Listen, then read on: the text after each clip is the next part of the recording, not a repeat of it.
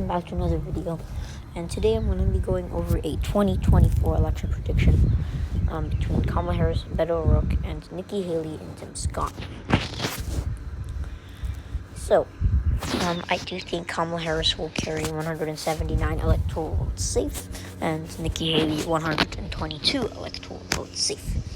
And because of Tim Scott and Nikki Haley, the Republican Party would be benefited by minority voters, which in a way they do not very well, only winning about a third of the minority votes. It would definitely benefit, and Beto O'Rourke would benefit, allowing a smaller margin to appear in Texas. But anyways, let's get into the video. If you haven't yet, please subscribe and leave a like, and also click the bell to receive notifications.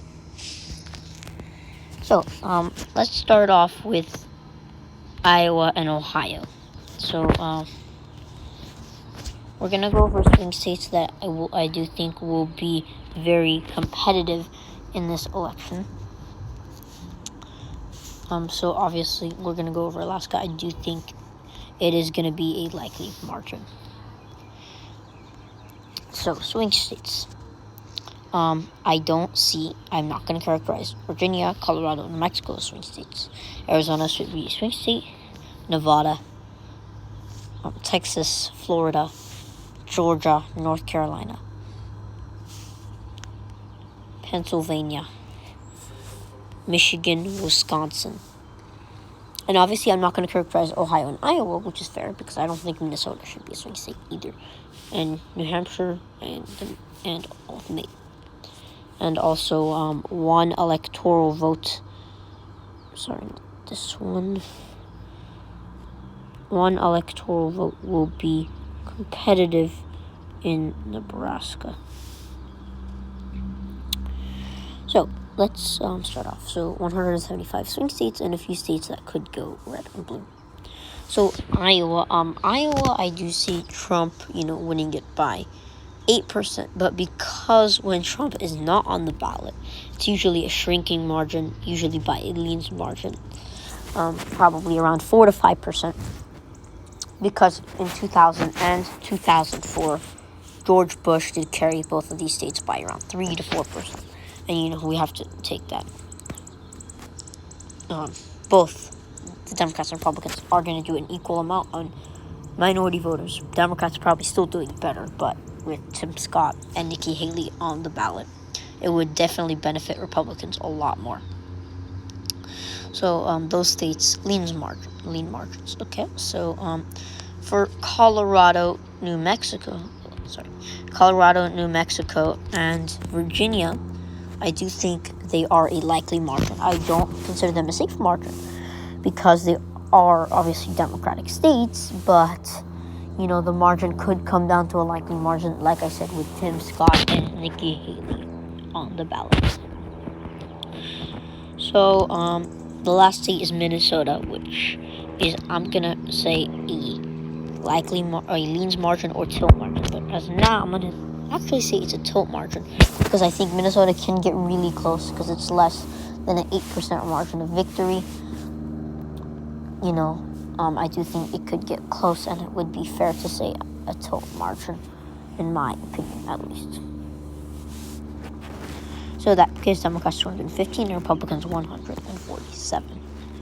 So a few more states I want to go over. Texas, okay, it does obviously help with having somebody like Beto O'Rourke on the ballot, but still a mean margin for Nikki Haley and Tim Scott. That puts them up at 188, so Democrats still have a lead. In North Carolina, like I said, Tim Scott, who's an African American, will also, I wouldn't characterize South Carolina safe, but because both of them are from South Carolina, it's a safe margin. North Carolina, again, because of minority voters and because the African American turnout was 20%, I do think a lot of the African Americans, there's 1/5 of North Carolina is African American, so that would definitely help the Republican Party. In Florida, I do think Florida is going to come close, but just like it did, I think it's going to be about the same margin as Texas, which is really surprising. I don't think Florida's getting any closer than we really think. For Michigan, I still see a Democratic pickup.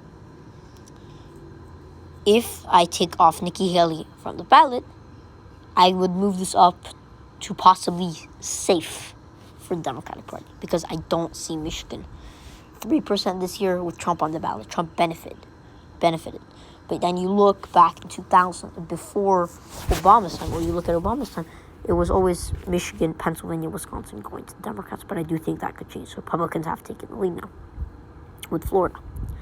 Nevada, Nevada also has minority voters, Hispanic voters. So I do think, but because I still think, okay, maybe it is a close state. In the states I characterize as tilt, I don't want you to take seriously. Because that's like where, okay, Democrats can pick up the state and Republicans can pick up these states. If it's a tilt margin, it goes anyway. It could go right or left. So let's move on to a few other states. In Arizona, like I said, some of Nevada, don't take this seriously. It's a tilt margin for the Republican Party. Why?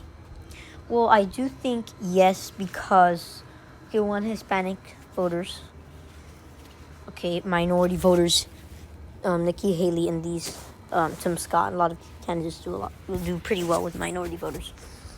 And with the turnout, I mean, they're going to do a lot better than other candidates, Republican candidates. In Georgia, I think it is a Republican carry. Aliens margin, I just do think, because African American turnout, I would probably just put it down as a likely margin, because they're going to invite votes. With Tim Scott, they're going to want few, African American votes. So just really don't take these tilt states seriously.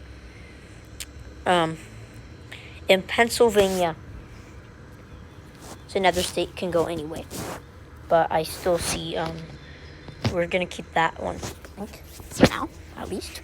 In New Hampshire, it's a Democratic pickup, I think, tilt margin wise, and in Maine, a Republican pickup. So that puts them at 267 electoral votes, but that does not mean Republicans win the election.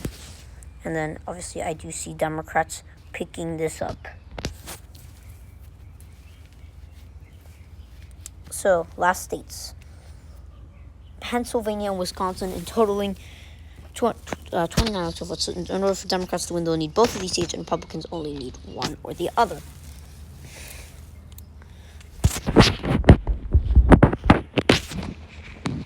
So I do see Wisconsin has always been a close state. Has always been a state that goes left or right. But again, minority voters in Wisconsin has always been a closer state than Michigan.